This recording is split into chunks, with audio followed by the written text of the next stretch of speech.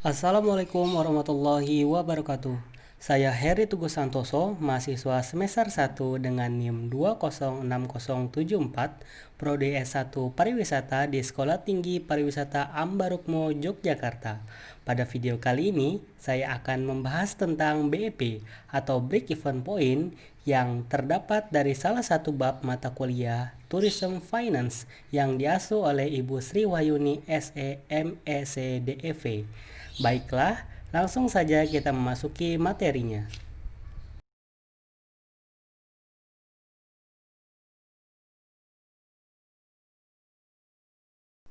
Analisis break-even point atau disingkat dengan BEP atau dalam bahasa Indonesia sering disebut sebagai titik pulang pokok adalah suatu cara untuk mengetahui volume penjualan minimum agar suatu usaha tidak menderita kerugian dan usaha tersebut juga tidak mendapatkan keuntungan, atau bisa diartikan juga sebagai titik impas. Titik impas yang dimaksud di sini adalah di mana suatu keadaan perusahaan total penghasilannya sama dengan total biaya pengeluarannya.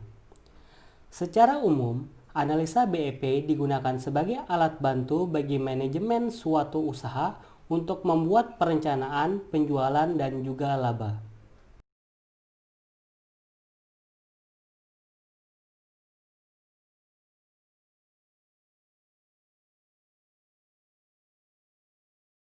Baik, selanjutnya kita memasuki kepada kegunaan BEP. BEP digunakan untuk yang pertama, mengetahui jumlah penjualan minimal yang harus dipertahankan agar perusahaan tidak mengalami kerugian.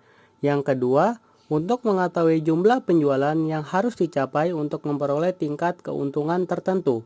Yang ketiga, untuk mengetahui seberapa jauh berkurangnya penjualan agar perusahaan tidak menderita kerugian. Untuk yang keempat, mengetahui bagaimana efek perubahan harga jual, biaya, dan juga volume penjualan terhadap keuntungannya.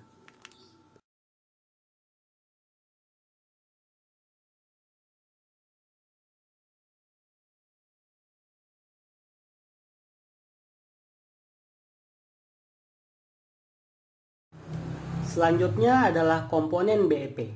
Apa saja sih yang termasuk ke dalam komponen BEP? Yang pertama adalah fixed cost atau biaya tetap. Fixed cost atau biaya tetap adalah biaya yang secara totalitas tidak mengalami perubahan atau bersifat konstan pada berbagai tingkat output yang dihasilkan oleh perusahaan tersebut. Maksudnya seperti apa sih? Maksudnya seperti ini, berapapun jumlah output atau volume yang dihasilkan oleh perusahaan, atau bahkan perusahaan tersebut sama sekali tidak menghasilkan atau tidak bekerja, maka fixed cost di sini secara totalitas tidak mengalami perubahan sedikit pun, atau yang disebut dengan konstan. Contoh, di sini ada biaya sewa. Kalau suatu perusahaan itu membuka usahanya atau menjalankan usahanya dengan sewa tempat atau sewa gedung, maka ini termasuk ke dalam fixed cost. Karena apa? Karena pasti ada biaya sewa yang harus ia bayarkan dalam setiap periode tertentu. Begitu juga dengan gaji karyawan, pajak, dan asuransi. Itu termasuk ke dalam fixed cost. Lanjut kepada poin yang kedua, yaitu variable cost atau biaya tidak tetap. Variable cost atau biaya tidak tetap adalah biaya yang secara totalitas selalu berubah. Bagaimana maksudnya selalu berubah? Maksudnya selalu berubah adalah mengikuti perubahan kuantitas output yang dihasilkan oleh perusahaan tersebut. Contoh, biaya bahan baku. Apapun biaya bahan bakunya itu termasuk ke dalam variable cost. Karena apa? Karena bahan baku itu selalu mengalami perubahan yang terkadang naik atau bahkan terkadang sebaliknya yaitu turun.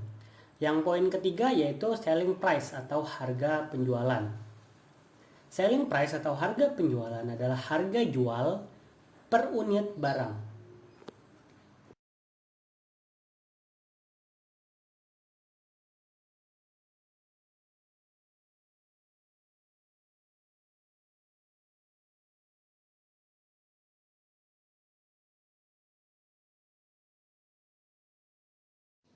Baik, selanjutnya kita memasuki kepada slide menentukan break even point. Sebenarnya ada beberapa cara untuk menentukan break even point. Nah, pada slide yang ini kita akan membahas cara menentukan break even point berdasarkan grafik atau kurva. Jadi seperti ini ya, kondisi grafik atau kurva yang dinamakan break even point. Di sini sudah ada garis-garisnya, begitu juga dengan keterangannya. Nah, pada garis yang berwarna biru ini disebut sebagai TR atau total revenue, atau yang saya beri keterangan ini sebagai penjualan. Untuk selanjutnya ini ada garis yang berwarna merah. Ini adalah TC atau total cost, atau yang saya beri keterangan sebagai biaya. Nah, sebenarnya di mana sih kondisi yang dikatakan sebagai BEP atau break even point itu? Nah, sebenarnya kondisi yang dinamakan sebagai break even point itu adalah pertemuan antara garis penjualan dan juga garis biaya. Jadi seperti ini. Ini ada pas di tengah-tengah ya. Pas di tengah-tengah. Seperti yang dilihat, ini ada garis putus-putus ke bawah atau vertikal. Inilah yang dinamakan sebagai BEP atau break even point. Nah, selanjutnya kita akan membahas ada keterangan-keterangan atau garis-garis yang saya arsir ini. Selanjutnya kita akan membahas itu. Nah, bila mana omset yang dihasilkan oleh perusahaan itu berada di daerah yang saya arsir kuning, maka yang terjadi perusahaan tersebut mengalami kondisi yang dinamakan sebagai rugi atau kerugian. Kenapa bisa demikian? Karena jika kita perhatikan, maka garis biaya ini di atas garis penjualan, yang artinya total biayanya itu masih lebih besar daripada total pendapatannya. Maka, ketika omset perusahaan ada di daerah yang saya arsir kuning ini, artinya perusahaan itu mengalami kerugian. Nah, untuk selanjutnya kita akan membahas daerah yang saya arsir biru ini, warna biru ini.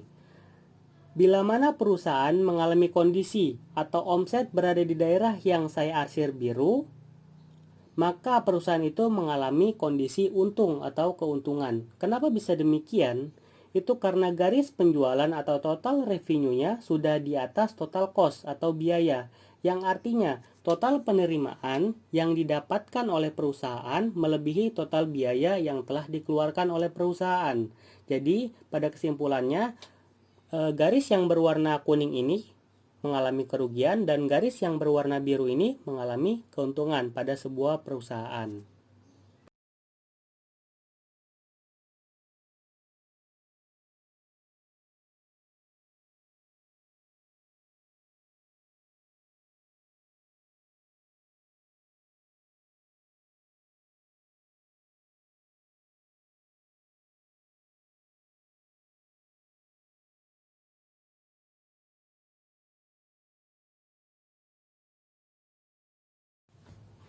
Nah, berikutnya kita memasuki kepada poin yang kedua, yaitu menentukan break even point secara sistematis. Cara perhitungan secara sistematis pun ini dikelompokkan menjadi dua, yaitu berdasarkan dasar unit dan juga berdasarkan dasar rupiah. Nah, untuk lebih jelasnya, langsung saja kita memasuki kepada rumus dari dasar unit atau Q dan juga dasar rupiah atau Rp. Nah, sekarang kita memasuki kepada rumus-rumus yang telah dibahas pada slide sebelumnya. Ada atas dasar unit dan juga atas dasar rupiah. BEP atau break even point dapat dihitung dengan dua cara. Yang pertama yaitu dengan BEP penjualan unit. Nah, dalam BEP penjualan unit ini menggambarkan produksi minimal yang harus dihasilkan perusahaan agar tidak mengalami kerugian. Berikut ini adalah break even point dalam penjualan unit, di mana BEP sama dengan FC dibagi P dikurangi VC. FC di sini adalah fixed cost dibagi P, P-nya ini adalah price per unit dikurangi VC. VC-nya ini adalah variable cost. Nah, untuk yang kedua ada BEP dalam rupiah, di mana BEP dalam rupiah ini menggambarkan total penerimaan produk dengan kuantitas produk pada saat break even point. Dimana kita memasuki kepada rumusnya. BEP sama dengan FC dibagi 1 min VC dibagi S. Sama seperti keterangan yang di atas tadi, FC adalah fixed cost dibagi 1 min VC adalah variable cost dibagi S. S-nya adalah sales volume. Nah, pasti ada pertanyaan, satu ini dari mana? Nah, satu ini adalah ketentuan mutlak atau memang wajib dimasukkan dalam rumus BEP dalam bentuk rupiah. Jadi, memang ini harus benar-benar dimasukkan ya, jangan sampai dihilangkan atau tidak dimasukkan. Jadi kalau ditanya ini dari mana, ini memang rumusnya dari BEP dalam bentuk rupiah.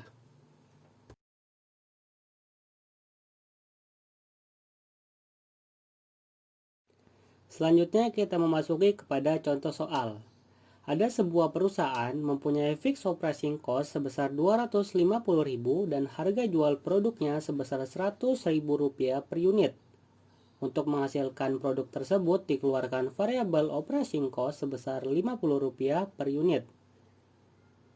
Nah, untuk mengerjakan soal dalam bentuk break even point, kita harus memahami terlebih dahulu konsep atau keterangan-keterangan yang terdapat dalam rumus atas dasar unit dan juga rumus atas dasar rupiah. Dari keterangan yang terdapat dalam soal ini termasuk ke dalam kategori yang mana? Di sini ada fixed operating cost, ada price per unit, dan juga ada variable cost. Tentunya ini masuk ke dalam BEP dalam bentuk unit. Langsung saja kita masuki angkanya. 250.000 adalah fixed cost, dibagi dengan 100 itu adalah price per unit, dikurangi 50 yang termasuk ke dalam variable cost. Sisanya tinggal kita hitung, 250 dibagi dengan 100 dikurangi 50, hasilnya adalah 5.000 unit.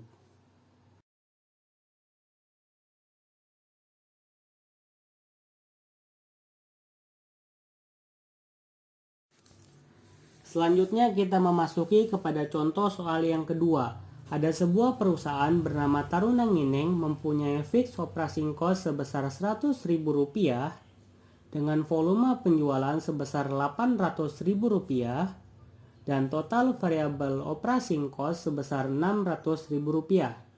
Nah, sebelum kita memasuki kepada penyelesaian, kita harus memahaminya terlebih dahulu. Ini termasuk ke dalam kategori rumus yang mana? BEP unit atau masuk ke dalam rumus BEP rupiah.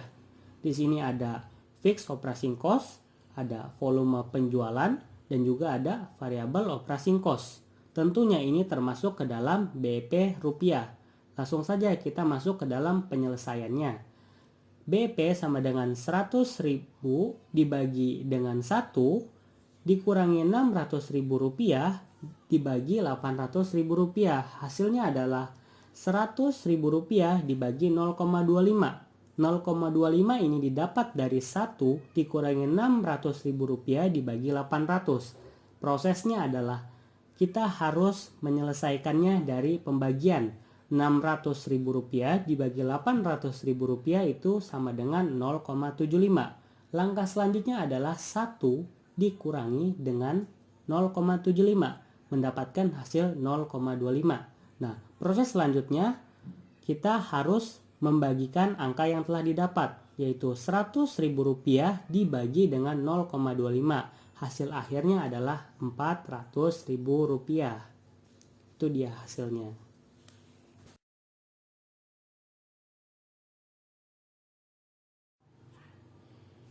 Berikutnya adalah investasi dalam aktiva tetap. Ada beberapa metode analisa ekonomis pada usulan investasi.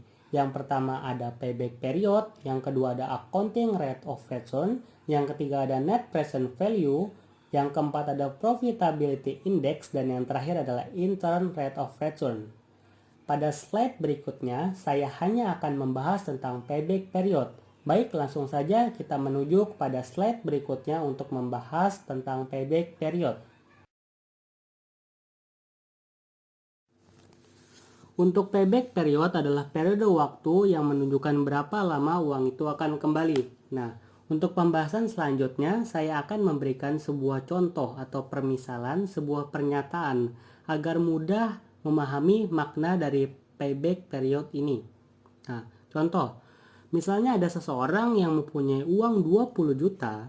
Kira-kira dengan uang 20 juta tersebut ketika seseorang itu menginvestasikannya, misalnya untuk bikin laundry, itu kira-kira berapa lama uang itu akan kembali. Nah, payback period itu intinya adalah berapa lama uang itu akan kembali. uang dari awal atau modal itu akan kembali. Nah, selanjutnya kita akan membahas lebih detail pada tabel yang terdapat pada slide ini.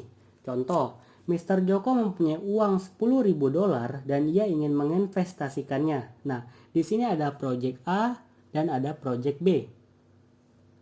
Ini permisalan saja. Project A menawarkan kepada Mr. Joko ingin memberikan uang pada tahun pertama sebesar $5.000, sedangkan Project B memberikan uang $1.500. Pada tahun kedua, Project A memberikan uang $5.000, sedangkan Project B memberikan uang $2.000. Nah, pada tahun ketiga, Project A memberikan uang $2.000, sedangkan Project B memberikan uang $2.500.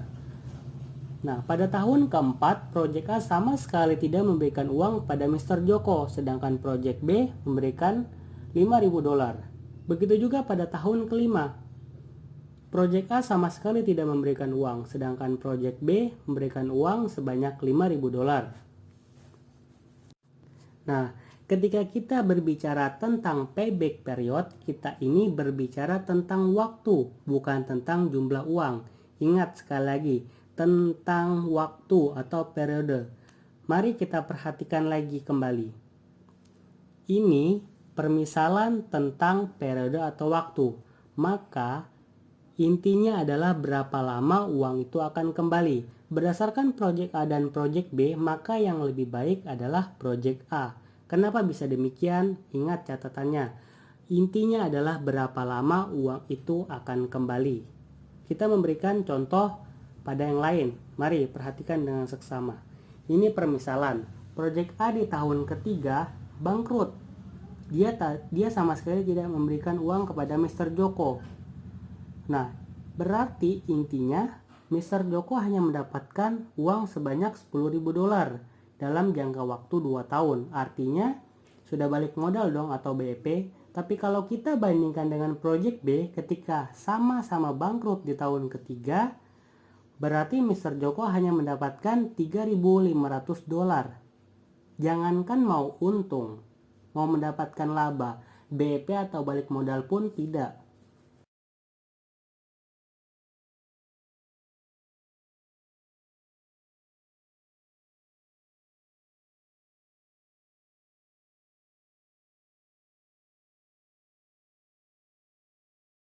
Nah, selanjutnya kita memahami pada slide berikutnya.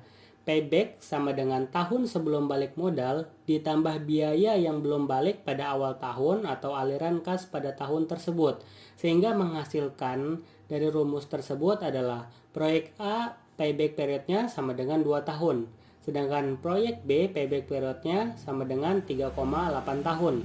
Nah, kesimpulannya adalah jadi kalau kita kaitkan dengan payback period dalam waktu yang baik adalah Project A karena rentang waktunya sedikit dalam balik modal. Selain itu juga memiliki risiko yang kecil walaupun untungnya kecil.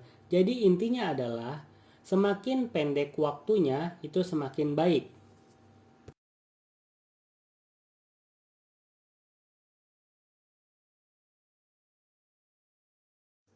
Baik, ternyata materi tentang BEP atau Break Even Point telah selesai. Jadi kesimpulan dari makna BEP atau Break Even Point adalah di mana suatu perusahaan tidak mengalami keuntungan, begitu juga tidak menderita kerugian atau bisa dikatakan sebagai titik impas, di mana kondisi modal yang dimiliki sama dengan kondisi di mana apa yang diperoleh atau didapatkan dari sebuah produksi atau pendapatan.